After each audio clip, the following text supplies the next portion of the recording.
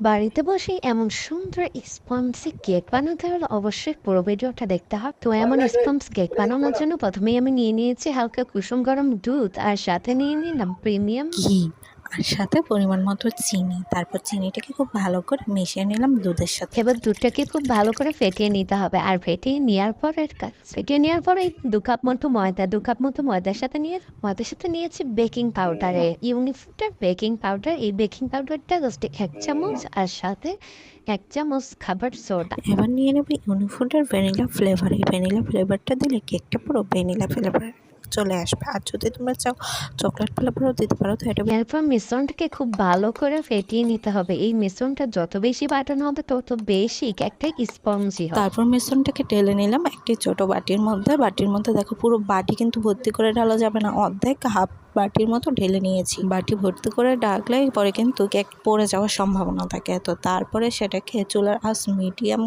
লো করে বসিয়ে নিয়ে সেখানে বসিয়ে দিলাম। 40 মিনিটের মতো লো আছে রেখে দিলেই তৈরি হয়ে যাবে এমন নরম তুলতুলে স্পঞ্জি কেক। আশা করি তোমরাও বাসায় এটি ট্রাই করবে। তো ট্রাই করে কেমন হয়েছে তা জানাতে কিন্তু অবশ্যই ভুলো না।